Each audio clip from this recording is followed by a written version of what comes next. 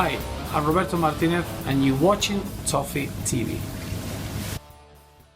Welcome back to Toffee TV in the wonderful surrounding of the Winslow pub here, just a stone's throw away from Goodison Park. We still haven't got that studio fixed yet, so anytime you come in the pub, make sure to speak to Dave behind the bar, tell him Toffee TV need a studio immediately. I'm here with Baz, who I'm happy to say is back. I know you're looking a little bit yellow in the face. He's been in hospital all week. That's why we had no videos last week, because Baz was seriously ill. We have started a Kickstarter campaign for him. Any donations, get them into. It says Baz Stroke Studio, though. Don't be complicated. Yeah. We've also got with us Paddy Harlan from the followtonians.com website. Writes wonderful articles on that website. Absolutely nothing to do with me at all. But brilliant to have Paddy on the show. And it's nice to be talking about a victory. Only our second Premier League home victory this season. Nearly December. That's not great, but it's a victory nonetheless against a team that I thought would come and give us a bit of not a harder task, but I thought they'd be a little bit better, West Ham. It's our second victory in 3 games at home. If you want to look at that, all right, spin the stats, whatever way you want. That's fair enough. Yeah, I'm very surprised and disappointed by West Ham at the weekend. It was good old-fashioned 1971 football game, wasn't it? From a big donkey up front and kick it as hard and as high as it'll go and try and get the bits. It was not what we were led to believe West Ham were doing this season. No, but I think obviously both teams had a lot of injuries. The teams seem to be just picking up injuries left, right and centre at the moment from international games. I don't know whether it's because there's more competitiveness in these games. I mean, we've noticed how better these European Championship qualifiers seem to be, even though we were told they were going to be worse, but a lot of teams are picking up a lot more injuries. Yeah, certainly it's happening across the league this season, and I think on Saturday we were really fortunate that West Ham didn't have Alex Song playing, didn't have a number of their sorts of like Sarko and Valencia, who've been absolutely outstanding for them this season. So what we ended up seeing was West Ham from last season, really, which fortunately for us I think helped and played into our hands. But yeah, the injuries we're suffering from as well, we've been absolutely decimated as well. Yeah, we'll come on to the team selection now, but it's strange from West Ham because, yes, they've got a lot of injuries, but to just flip it and go back to last season's tactics, which no West Ham fan liked. No West Ham fan likes Sam Allardyce, full stop, but a strange one, bringing Carroll back, Cole, bringing Nolan back. It struck me as you mentioned just before, just going back in time. You just wonder if they're still not convinced that we aren't a soft touch at the moment because we haven't got all of those players. So a case of, I suppose, if you've got, the £35 million donkey up front, you've got to play to his strengths, and he can't do anything on the floor, can he? So you may as well knock it into him and try and get the bits. I think with Allardyce as well, it didn't take him much just to revert back to type, really. He's played a certain style of football throughout his managerial career, and I think he's been looking for an opportunity to bring Kevin Nolan back into the team as well. I think Saturday was perfect for him. It's like the son he never had, isn't he, really? So, I mean, don't forget, Nolan has been, I don't like him particularly as a footballer, but he's been effective when he's played up with Carroll and he's got onto the bits and pieces, and then he knocked down, but he didn't really do that on Saturday.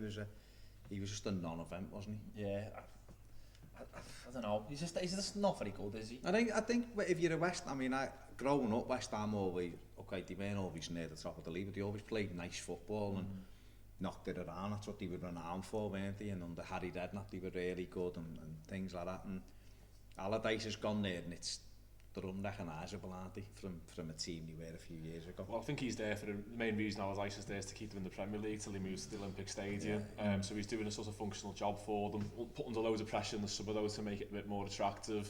We've seen this season the players that they brought in, he's had some success with that, but I think virtually every single one of them players wasn't on the team sheet on Saturday for them. Yeah. So he reverted back to a certain type.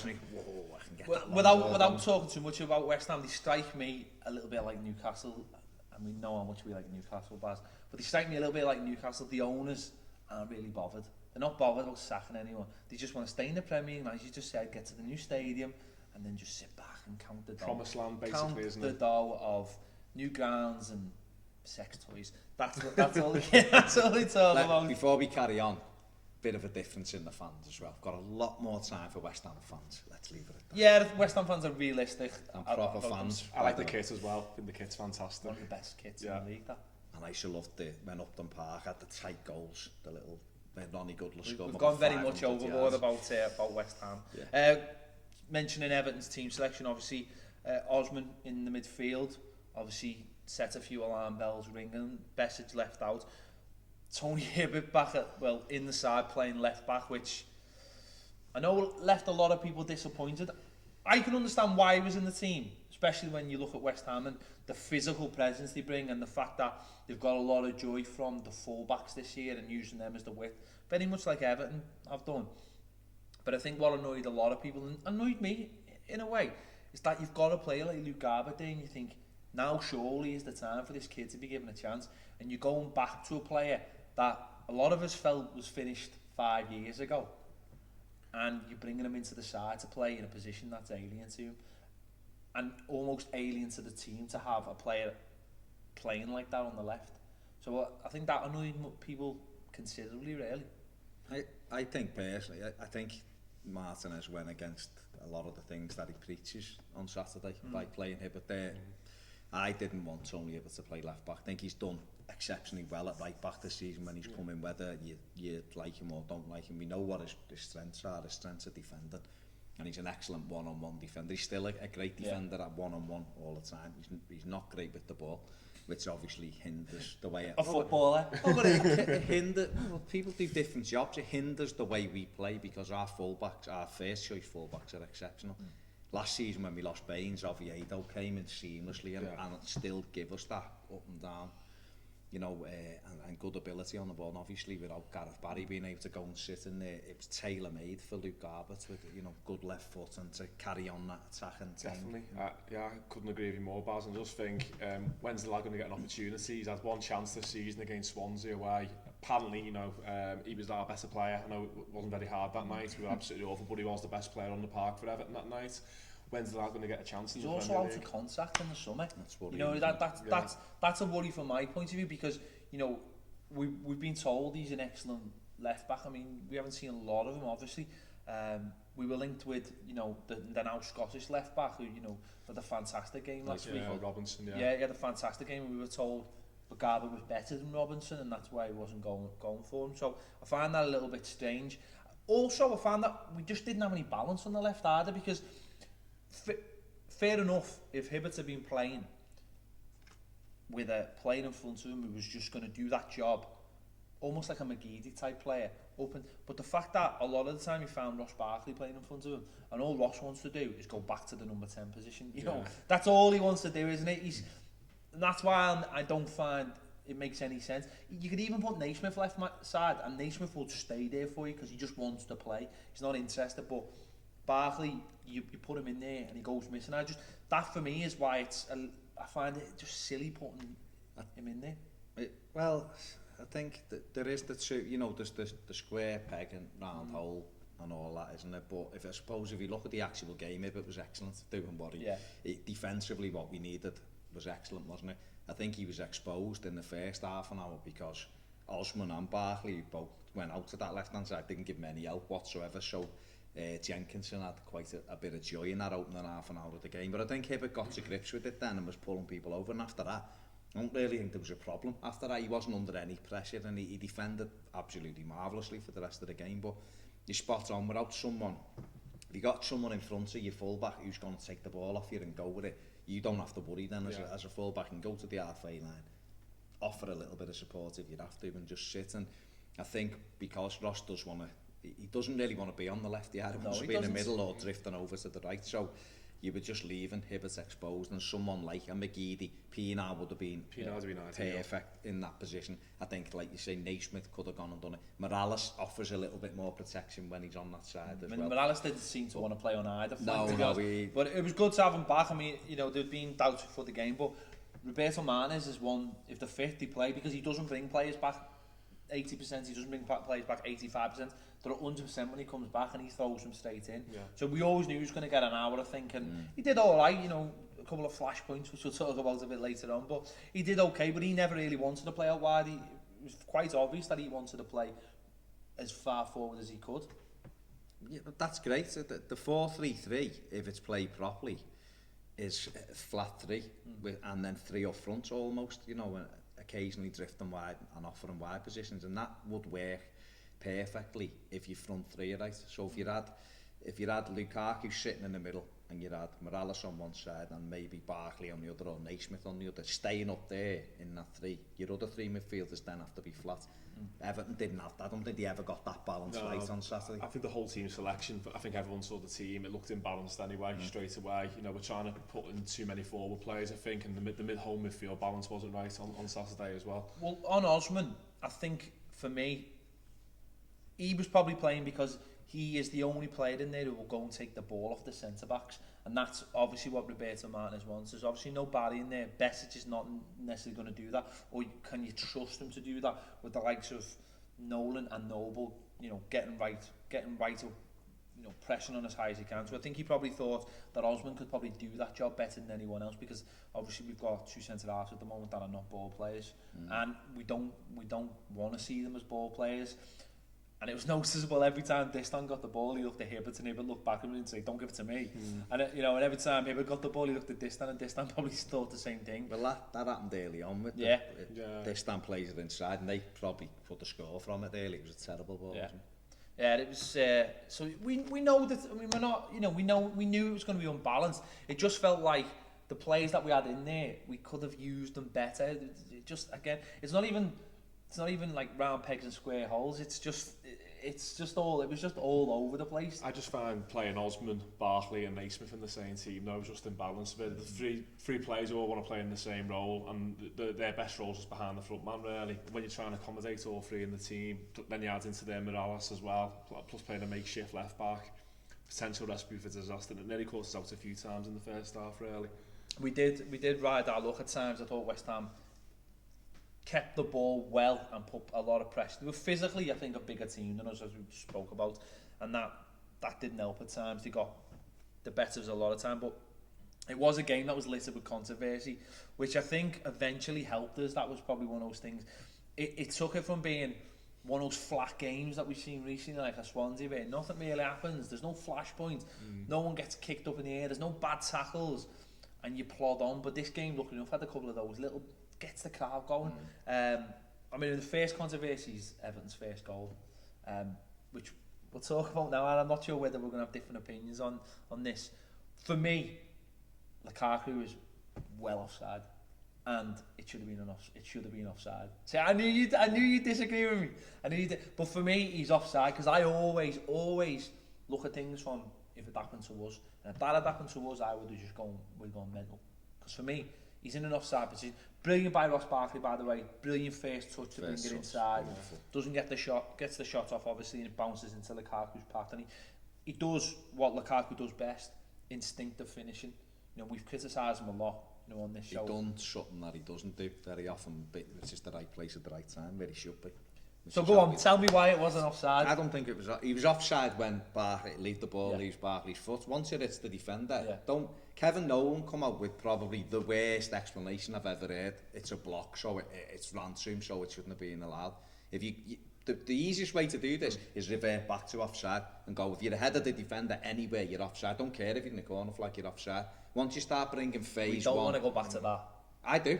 No, I don't want to go back to... Because otherwise you leave... No, but I don't ever want to go back to this offside where we all grew up in the 80s, where the ball's down the right and there's some fella down the left and he's offside. We don't want to go back to that ever. If you're behind the defender, you're interfering with play. If you're not interfering with play, you may as well be sat in the dugout. That doesn't... you haven't just told me why he was on because it's the second motion of play. But Barkley, is it though? Is that a phase, second phase? I think it is. Genuinely. I think it is, because Barkley's hit a shot to one side and the defender's deflected it across the goal back to the other side. And when that ball comes across, when it is the defender, Lukaku's level with the defender. He's off as Barkley shoots. Let me ask you this question then. Was he onside because it was phase 2, or was he onside because the linesman made a mistake? For me, he's onside because it's phase 2. So you think that was the genuine reason why he gave it? I don't care. I hope come on, I want another 30. I think the linesman is watching the shot, and as it deflects, he sees Lukaku level with that defender. Yeah. So it's difficult to go, he's hit it, he's off, it's deflected, he's offside. It's a really, really tough one for the linesman. Unless he's going to start going like that to the fourth official and he's going to take the play back, these things are going to happen. For me, he's onside because if it deflects that way and he's behind the defender and it just runs in a straight line, he scores. For me, yeah, he's offside, but it deflects back across the box. So when that linesman looks, he's level, takes a touch and finishes it brilliantly, and that's what I want to see Ron doing week in, week out. I thought it was offside personally. Letter of the law is, I think a deflection is not meant to be sort of within the law. Yeah, I don't think that's another phase. It's actually a pass, isn't it? That is defined as another phase and stuff. So I personally thought we got lucky there. It's about time we got a bit of luck. Yeah. But, I don't like this version of the phase thing. I don't mind the offside rule where it's you know, you can come back, but this one that's been recently, for me, I don't like it because you can be miles offside and all you have to do is jog back a couple of yards, get on line with the ball and you're onside. Now the defender might be 5 yards further up the pitch because he's just played you offside brilliantly, and that for me is completely wrong. But that's what I'm saying, unless you simplify it. If you start putting phase 1, phase 2 and all that rubbish in, you just leave it open to interpretation. There's going to be mistakes. The old way, there wasn't, was there? You were onside, you were offside. But again, great first touch by Ron when does that happen? And a good finish. He took it really well. That's what he does best. He's a poacher. I think sometimes maybe we expect too much of him. He's a poacher. But he doesn't do that, does he? He's getting that area enough though. No, but you know, on Saturday he did. He was always in the area and that was outstanding. For me, his best game on Saturday. Not because his hold-up play was good, because it wasn't. Not because he ran around everywhere, because he doesn't generally do that. But he was always in. You look at all of Everton's best attacks Saturday, he was always in and around the 6-yard box, and he hasn't done that at any time this season, and that's why he got himself a goal. He should have gambled when Naismith gets through and fires it across, and he's in the right place at the right time, or nearly, with the Eto'o chance at the end. He's always in and around the action areas, and that's what he has to do. And if he does that, more often than not, he will get goals for us. Obviously the next controversy was the flashpoint from the McCarthy tackle with the defender. I'm not even going to try and pronounce his name, the West Ham lad.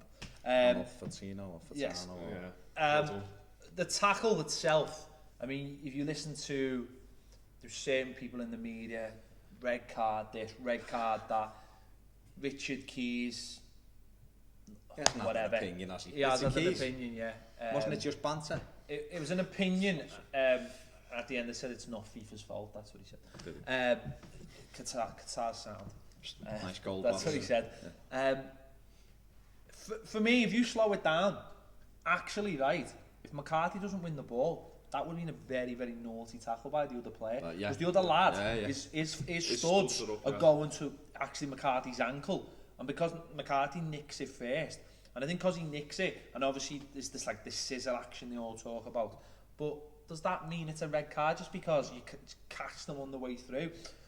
The irony is, McCarthy gets booked after the whole pushing and shoving, and I still don't know what he got booked for.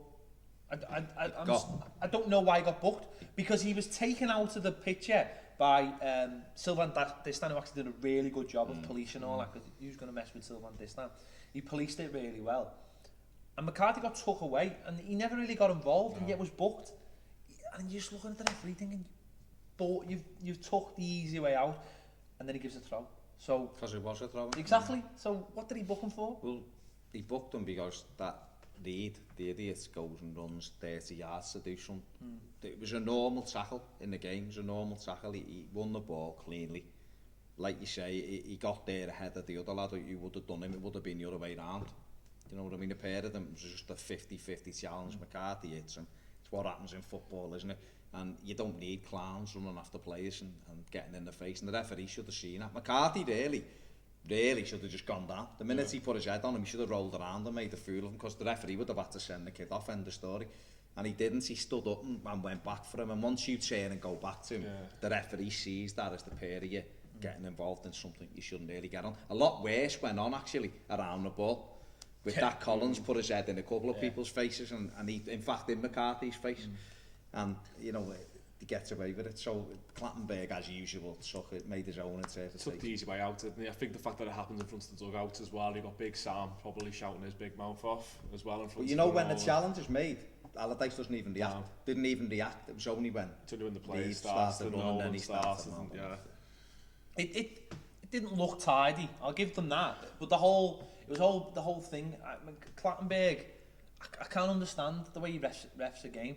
We don't like him obviously because of what happened against Liverpool in the derby. But he generally does let players referee the game. He stands back. Because he's used to Gerrard. Yeah, that's what that exact and Carragher. But he stands back and he watches things unfold. But isn't that a good... I'm not defending him, by the way, just I can't stand the fella. But isn't that, in some ways, a good way to referee it? To stand back and watch what's going on? Not for me, because if you stand back, four different things could now happen. And you got, but if you're in the middle, how can you see what's going on? If you're in the middle, if I'm splitting you two up and these two are fighting here all day. Surely you've got linesmen for that. But you've got linesmen anyway. So but what I mean is surely if he stands back, he lets it unfold. Then it might have gone from a situation where he might have had to send one player off or two players, and suddenly he looks and goes, well, I can do you, I can do you, I can do you. But they never do that, do they? Because if he'd have done that Saturday, Collins would have been called over because he had his head in a couple of players' faces. In fact, there's a still of Collins butting James McCarthy, not a full, but there's a still of Marouane Fellaini biting Jack Wilshere's head, and that didn't happen, so... So you can... Marouane, if you've done that, come and have a bevy with me, I'll pay for all your drinks, because he's most overrated. It was actually Wilshere butting him, but the way the picture looks, it looks like Marouane Fellaini's biting his head. I think this one, James Collins, is butting James McCarthy, trust me. I think going back to Clattenburg, though, he's quite an erratic, inconsistent referee, isn't he, really? So that incident could happen again, and he'd be right in the middle of all of that, or if it happens again another time, he just stands away like he did on Saturday. He's just really inconsistent on Saturday as well. How many decisions did he give one way for one thing, and then an identical incident 2 minutes later to happen, and he gave the totally opposite decision? Do you know what I think it might come down to? Admin. I think after the game, whether he's got to get off somewhere quick. He's got to get off somewhere. He's thinking there's a lot of paperwork there that needs to be done. Swerve that this week, and dish it on. Club 7 are playing at the Echo. I need to get off. Yeah. But as you've seen later in the game, he can do something brilliant as well in terms of playing advantages, and then there's something dead straightforward. Listen, I think he's actually got the potential to be a very, very good referee. You can see he's got for every other team, not us. But he's got the one biggest problem that referees can't have. He's got an attitude about him. He's got this I want to be the star attitude, and even when he's not signed to be the star, he becomes the star because of his actions. Whether you get involved or whether you stand back, you're creating situations that can always be handled in a certain way. I think it's difficult. I think when you referee, and Howard Webb, for instance, used to like to puff his chest out and bounce in the middle of that and push people away. I still think they missed sums that go on, so I think standing there or being in the middle of it, you're missing it anyway. They never ever go, you two are booked, you're booked as well, and I've seen you two fighting over there and you're booked. They just go to the two who started it, and there might have been 10 other actions that were even worse than it, but they go back to the two that started it. 1-0 at half time, obviously the inevitable happens. We didn't talk about, and I'm going to talk. Well, I'm going to talk about it in a minute. I know you're going to say, but I'm going to talk about it in a minute. Okay. You just pipe down. All right. Me sick, have you? Right. Still, I'm on painkillers, anti-sickness, but carry on. They bring Zarate on, and as soon as you bring him on. To be fair, he was their best player. No, because what they did when they brought him on was, Sam Allardyce obviously realised it was all getting a little bit route one and thought, right, I'll change it up, get the ball in midfield, which I thought they did really well within the second half, those 10 minutes. They kept the ball, they were moving us around, and they deserved the goal. As jammy as it was, they deserved it, because it was really nice goal. And inevitably, when things just hit Jagielka, they just always end up in the back of the net. Always. It was an incredible goal because it hits the inside of his foot and somehow loops to the only place that happened. Howard giving it all that. To be fair though, I'm not having a go with him. that I like to I'm not having a go with him, but watch it back in slow motion. No. It's like he's just advertised himself, he's just giving it all that. It's one of them, no, he just threw it. US Player of the Year. So yeah, it was a back pass, wasn't it? It was going straight through and it loops up off. But at that point they deserved it, and I was worried at that point because I really did think they were going to take it on. But I think what changed it was the Eto'o substitution. He brought Eto'o on, and what he did was he just calmed it down in midfield. Every time it was getting frantic, he just got it, took a couple of touches, or sometimes he doesn't even have to take a touch. He does that little shimmy which the defender rocks back 2 yards and it gives him 2 yards and it gives him a little bit of time for anyone else to move around him. And he just slowed it down and got the game to our pace. And that, I think that's what really helped us. Definitely, he's class, isn't he? He's a class player, and his touch is fantastic. His vision, his ability on the ball, and he terrifies opposition players because of who he is and what he's been. And he mightn't have that blister and pace that he had when he was at Barca or, you know, things like that. But he's still got that ability to see a pass. And when you've got someone who can slow a game down and find a blue shirt, you know, which is what is all it needs at times, and the opposition are wary of you, gives everyone else space then, because they're trying to get so close to you and to crowd you out that, you know, your players have got space, and he just pops it off and gets it back. And the minute we had someone in there who just went and calmed it down for us, they lost their way again. They went back to trying to hit Andy Carroll again. That experience he brings in to the team is just so invaluable, really. You know, the fact that, you know, he's won so many things, he's played in so many leagues, but he can come onto the pitch there, he can change the game just by just thinking, really. He doesn't need that pace anymore. Technically, he's absolutely brilliant. And he brings the best out of the players around him as well. He's clearly just like, in his brain, he's clearly head and shoulders above everybody else in the, not only in the Everton team, but I think most of the league when you look the last player I saw play for Everton with that kind of ability up there and other players weren't on the level was Peter Beardsley. I was supposed to say that, yeah. The amount of times he'd just put it and they'd be looking. But when Beardsley played, clever. People would just look at him as in to say, what? Yeah. Well, that's what I'm saying. What was that 5-yard pass he just put into space? Inside the defender, but yeah, we have Trekkie Robert Ward here though. Well, benefiting from that, didn't but, he? yeah, I mean, on it, 5-a-side. But he, you know, when he comes on and he does those things, he's got good players around him as well. Yeah. You know? And what I loved about this second goal was, obviously, Clattenburg's advantage was fantastic. It really was. He could have blown off with the foul on Howard, couldn't he? As well. There was Howard at the ball. But he should have blown off with a bit with of the a foul. push. It was flicked out. Naismith done really well. He moved the ball really well on. Lukaku gets the ball, full pelt, gets taken out. But Eto'o's, honestly, Eto'o going down the right, and you've got Osman going down the left. And the same age as me, and I can't go that fast in my car. Generally, they were just going like, and that ball, How did Osman run that bit? The ball from Eto'o, smashing it across the area. What? And I've just. What is fantastic about that is there was a red card, you know, offence on Lukaku, but Eto'o, just as he's about to play it, just looks up, and a lot of players would have fired that back, cut it back, and he didn't. He just put it ahead of Osman, so that he was away from the defender, and he only have to. He didn't have to break stride or it was anything, and he just had to put a slide, get something on it, and he scored. And Osman done absolutely marvellous. It was a great run and a great pass though. The pace on the pass though as well, absolutely brilliant. But it was just the fact that Eto'o wanted to go past Lukaku.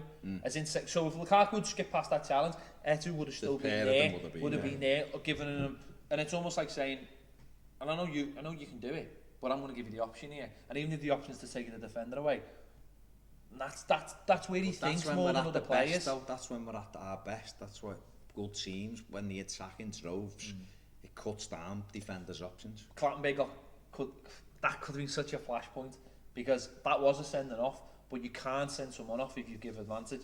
So Clattenburg didn't get away with it because he chose one thing over another. He chose what he thought was best, and it ended up being the best thing for him. But if that hadn't have gone in, there could have been absolute scenes. So I thought after that we were up. It was a proper atmosphere. Then it's the way you want Goodison to be. There's been a few fisticuffs. The crowd are up for it. People ate Sam, they ate long ball, they ate Andy Carroll, so they're up for it then. And after that, they didn't really have anything, did they? They kept on just trying to get it wide and get it in the box. And to be fair, you know, talking about Tony a bit before, he was great from then on, because he was just getting out early to the winger and just stopping or doing his best to stop every cross. And really after that, you know, they didn't really have much. They had one chance, and you know, I'm critical of Tim Howard at the best of times, and he made a good save from Collins, who shouldn't have been on the pitch. But look, if he's not there, it's no. And I think a point that's worth noting is, and where I think Everton have moved on, is in September when that went 1-1, I think we'd have lost it. I think they'd have just took over. Our confidence would have gone, and I think they'd have run out 2 or 3 1 winners. But we've gone on, and sometimes a win like that Saturday, the way we had to grind it out against the tough, difficult opposition is better than winning 4-0 at times, because it makes you think we can ride out these 1-goal margins, because like you said, after the Collins effort, there was still about 10 minutes left after that. They never really done anything else after, and you know, you'd expect. It makes you more resilient as well, doesn't it, going into like the run of games that we're going to be facing over the next couple of weeks as well. I think for me, one of the big differences on Saturday, I don't think Martinez maybe got his first team selection spot on, but I think the substitutions on Saturday were all good. Yeah. The only one I wouldn't have, the only one I'd really criticised was not bringing off Naismith sooner, and that wasn't just with the benefits of hindsight, but the fact that the lad had played 2 international games. He wasn't his best either, was he? Was tired all game, I think, so I think the hamstring injury he got was always naturally going to happen with fatigue, I think. But you say that it wasn't his best, but he was digging in at times, and the second goal is a critical point of that. He dug in at the edge of the box and just kept the ball. But he will always, that's what I'm saying, you're always going to get, with Stephen Naismith, with some players you can go, if he plays well today, we'll be good. Kevin Morales is the perfect thing. If you don't know what you're getting with Kevin Morales. You might get a 5 out of 10 this week. We might go to Spurs next Sunday and he's 10 out of 10. And you go, he's going to get you 20 goals. No one can mark him because he's dribbling. And then a week later, you come home against Hull, or a couple of days later, and the kid will stink the place. So Stephen Naismith is a 7 out of 10 every week, regardless. And some weeks he's a 9, but he never dips. And when he's not playing well, he's talking, he's getting stuck in. But I'm with Paddy. He looked gone on his feet after the second goal. He was. No, I agree. I was looking for Bessis to come on earlier, and I thought, you know, that could have been the better option when there was a Barkley went off for him. So that might have been the better option, because again, Barkley I thought was just wasted out there. Osman winning goal, I thought he was great all game, 400th appearance, and you know, we know he's your favourite player, Baz. So you know, it was nice to see him get a goal. And you know what a terrific record he's got in the Premier League. He's got a 1 in 8 goal scoring record. That's phenomenal for a midfielder. A 1 in 8, phenomenal lad. I'll say something now that I probably won't say again for another year, but he was, and I probably haven't said for a while, but he was man of the match on Saturday. He was brilliant. He was, and in an unfamiliar role. And like Paddy said before, you know, his best position, if he's gonna play, is number 10. You know, is behind the front man. I personally believe he's still got something to offer the squad, but I think he's perfect in 20 minutes from the end when the pace is dropped. I think he's got that now. You can have 2 for that, can't you? I think he's got the ability, the know-how. He's good at getting you the goal, and I think those last 20 minutes when them games die down, he can really influence it. Tony Hibbert taking shots and Hibbert's having a shot. And Osman getting man of the match in the winning goal. That's go back to 2009. And West Ham. It's like going back to the 98 youth team, isn't it? Well, West Ham played like it was the 90s, didn't it? But no, fantastic 3 points. You know, we deserved it because we rolled with the punches and we fought it out. And it's sometimes, you said then, it's sometimes better to win games like that. The last thing I want to say about this point was the flashpoint with Morales. Before, because we were just talking about Osman, it just slipped me mind. The move for what would have been Everton's 3rd goal in injury time, the Osman was just, and that was Osman again. Corner though, do that every corner. Just kept it, didn't he? Instead of just, because the first few we had were just aimlessly hitting them on with me, but that was absolutely fantastic. And if Etu goes, he's trying to be too clever and put it back where it come from. If he sweeps, that was his right. Even if the keeper saves it, Lukaku was there, and it'd have been a 3rd. But it took the roof off Goodison as well. That would have been beautiful. Fantastic, wasn't it? The Morales incident with Tompkins, and I'm going to include the Ross Barkley thing with this as well. That's what I wanted to talk about. Don't worry, I know where you're going with this. Morales, again, you know what, he always stands up for himself. If he gets a push, he always pushes back. Or even when he doesn't get a push, he just kicks Luis Suarez for it's all sound. He gets pushed, he pushes him back. Again, commentators crying on the telly saying it should have been a red card. Behave yourselves. Tompkins holds his face, does a Rivaldo, 2002. Then goes down, and then you got Naismith giving the old you know, giving the old Nelson. Ridiculous. And if you add that into the stupendous dive by Ross Barkley, just those two need to give their heads a wobble. I think that the first thing with Morales is, it was Clattenburg at his best again. He's assaulted twice, and he doesn't give a free kick, which is just ridiculous. So Kevin's showing his Sunday League 17-year-old cob on. He boots the same person, Naismith, the same person McCarthy up the arse. Goes after him, I felt Latino, and he does some spins and rolls around, and then quickly gets back up. Like before, it was right in front of Allardyce. That was a foul, no question about it. That was a foul, it was a free kick. But again, they have to get involved, don't they? Tompkins runs after him, and you know, boo-hoo and gives him a push. So you raise your hands, you're lucky, but Morales pushes him here, and he's going down over the thing. So it's just embarrassing this day and age. That many cameras around the ground, they know they're not going to get away with it, surely. Do you know what I was made up with? I've made up with on Match of the Day. Lineker picked it up and he just said the pair of them should be embarrassed. And even Robbie Savage, who's our previous, said, I was massively embarrassed, done in a cup final, and Barkley, what's he doing? You know the Barkley one, right? It was a dive, he didn't get touched, right? But if you watch it again, right, I think the two things in it, the two things in it, I think he's anticipating the kick, okay?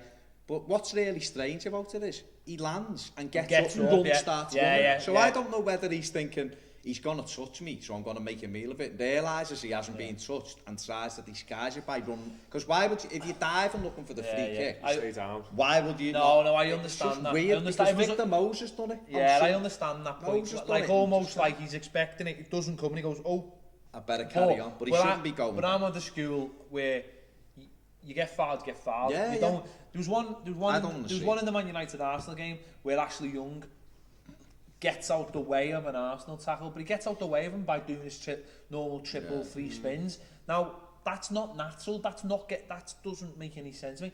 If you're gonna get it. Don't give me this. I'm trying to ride the tackle nonsense. I'm with you. He shouldn't be. I don't want to see any Everton play doing it. I think he realised. I think he went down, realised he wasn't getting anything. I thought he was going to get up. Yeah, he's a young lad as well. And he gave the free kick to the referee, didn't he? Yeah. It was against Kevin Nolan, so really it's like he had to do it. It's perfect. But no, don't do it, Ross, because it's embarrassing. Absolutely. But Victor Moses done it at the weekend. He gets into the box, thinks there's a tackle coming, there isn't, throws himself on the floor. The referee doesn't give anything and doesn't even book him. So players, they just want to really get their head sorted. 18 anyway. But that's what happens, you see, and other players get crunched and the referees don't give anything. No, but it gives the whole game a bad rep, though, doesn't it? Yeah, it's horrible. But you I suppose in one way you can understand why someone, young kid doesn't want to get kicked up in the air. Still got Hodgson. It's not like Kevin Nolan's got any form. No. Still got Hodgson ringing in his ears. Still got Victor Anasebi's shinnies from the Newcastle game framed up in his house with the bullet holes in. So what was Hodgson doing? Oh my God, I don't even want to talk about that. But don't talk about him. He's how he's got a job is beyond anybody. But there you go. But the Morales thing actually got the crowd going to that one from that one point. So well done, Tompkins, lad. Yeah, that was boss. Let's move on from that. Fantastic 3 points. Now you hold your face. That was the action. Whatever. Not here, is he? Let's move on anyway. Fantastic 3 points. Wolfsburg on Thursday. It's going to be a big game. Because, well, it's not really, is it? But we're going so solid. It's going to be a big game. It's the group decider. It's not the group decider, is it really? If we get a point, it's the group decider. I think it's going to be like Benfica. I think we're going to have youth kids and Everton, the community lads out there playing and all kinds. We're going to get destroyed. But I still think if we get beat, we'll win the group, because I've got a feeling that they go to the last game of the group against Lille. Lille have still got a chance if they beat us. And I think Lille will probably take a point off them, and I think we're going to beat Krasnodar 9-0. So, because most of the Krasnodar players are now in Stalag prison and up in the cracking stones and all that. I love your optimism, but I really do hope we go there on Thursday and give them a game. I know at Goodison it was a 4-1. It was one of the weirdest games I've ever been to, the most sort of false 4-1 win I've ever seen. But I'd love us to go over there on Thursday and hopefully put a good performance and hopefully get 1 or 2 of the injured, walking wounded back as well. I know Tottenham and Hull are probably the more important matches that are coming up, but it would be great if we could actually just get that point there and just put the group to bed really, from our perspective, and go into that Krasnodar game a bit like Basse a few years ago and put some of the young lads in at Goodison. I think it'd be a bit more real for them as well, whereas David Moyes put them young kids in with no intention of them actually having any sort of future at the club. Young Carlo Nash in goal. Yeah, well, young Yakubu as captain. Yeah, but if you first think though with Martinez though, if like the likes of say Tyus Brown and get a game, Ledson, people like that, Garbett, hopefully, you can see that having a future at the club as well. So it'd be really good if we can try and put this to bed on Thursday night, and then that'll hopefully give us the confidence to go to Spurs as well, who are notoriously absolutely awful at the Europa League, and hopefully we'll get 3 points there. the season finally gets underway for us. I think you're right. I mean, I'd love that to be the situation, but I just think there's going to be too many players carrying knocks and injuries that it'll go the other way. They're a good side, Wolfsburg, they're a good side. First defeat on the weekend, first defeat in 10, they'd won 7 on the bounce previous to that. So I without being defeatist, I'm quite optimistic Evertonian at the moment. You know, I think we're going to win every game, rightly or wrongly, but this one for me, I wouldn't be surprised. Feels like if Swansea. we got turned over. I think the players who come in, they're going to come in and work, aren't they? As long as he has a basis of a side in it, Bezet will come in and he's got loads of experience playing in, for his national side and things like that. I think he'll do well.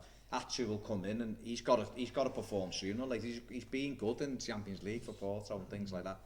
So you've got them kind of players. Will probably play. Everton will play. Everton will be there. I don't know, though Browning might play. Depends what's happening Sunday with Baines, doesn't it? But Browning is a good athlete, so I think if he gets the balance right, we'll have a chance. We'll have half a chance of getting it. But if it was, say, like the weekend where it was unbalanced, I think these could quite easily put us to the sword because they've got some very, very good players. And Nicholas Bednar as well. And Nicholas Bednar, sorry, yeah. And I hope he's wearing his Paddy Power bills as well, and he gets fined for wearing them. We might as well just do Spurs while we're here as well, because there's not much to talk about, is it? They're never good after Europa League games, are they? If we get a man sent off, then they'll win. Simple as that. They don't like playing at White Hart Lane at the moment either. They're very, very struggling at home. Do you know, it's Dingo, it's because of Adebayo's mum. I was going to say, it's because of Adebayo's mum. She's put a curse on him. Don't tell Dave Whelan, anyone. She's put a curse on them. So I think that's 3 points for us on Sunday. It's one of those grounds, though, isn't it? We've had a couple of wins there, but in general, it's not a happy hunting ground. Like last season, we absolutely destroyed them, and we should have been 4 up after 10 minutes. It's hard to do a preview this early in the week because we honestly don't know who we've got in our team. We don't know who's going to be playing on Thursday, so it's really hard. I think Sunday comes, I think we've got a chance of seeing Baines and Gareth Barry both back, and if them two are both back, that gives us that little bit extra balance. As long as we've got Naismith will be touch and go, but as long as we've got Lukaku, Etsy, Morales, Kone, and Arena Kone, Oviedo, then. Now, as long as we've got our normal Alan Harper, telling you. You carry on. Let's bring Fecky back. Gary Megson. They've all got a chance. If Kone's got a chance, I'm not saying Kone's got a chance, but as I was saying, as long as we've got players in the final third who can hurt them. I watched them against Hull, and Hull the game should have been done and dusted at half time, and it's very similar to Villa the other week. They somehow won gone in there and just won don't the game. get anyone sent off. That's the thing. That's the key, isn't it? Don't get anyone sent off. And like you said, last time I think against Stoke got beat 2-1 after they played in the Europa League. I think they were being at home on the Thursday as well. So, and they're at home this Thursday, but they just don't seem to be playing well at White Hart Lane. It seems to be a bad place for them all. So it's the first 20 minutes. If you can get there and not give them anything, if you just keep it tight and Everton, I think the good thing about the way Martinez plays is we do dominate the ball and we'll dominate it there. And if we do that, it's not as much of a 50-50, so you don't give them too much of an opportunity to build momentum. And if you can do that, their crowd are terrible at getting on the back. They're on the back 5%. They'll just sing our songs anyway. Well, yeah, we know that. What we need to try and do, I think, is try and get right into a 2-goal lead, which is something that we've not done this season. Really, we need to get an early lead there. I think if we get like 1 or 2 off, their fans will just turn on them. One up, the Reds will go, won't they? Yeah. I fancy us. To be honest, I fancy us on Sunday. If we get 4 out the next 6, I'll be delighted. Yeah. Going to Man City, I think we'll be in a great position. And City are all over. Sorry, I just can't get Dave Whelan out my head. There's so many jokes. Dave Whelan at the Bayo's mum. You putting a new rumour rumour out there? That's something completely different. I'm going to have to leave it there and go and wash my face or something. Like, what are you putting in my head there? You threw it up there. You threw it up there. Right, you've been watching Toffee TV. Big thanks to Paddy Harlan for joining us. Don't forget to subscribe. Ping. Up there, but Paddy's there. Don't let the glare get in the way. Hopefully, we'll be back next week. I'm not so sure. We're going to Amsterdam, so we'll see what happens. Right. So big thanks for Baz. Big thanks for me, Ped. We'll see you next time on Toffee TV. Hi, I'm Roberto Martinez, and you're watching Toffee TV.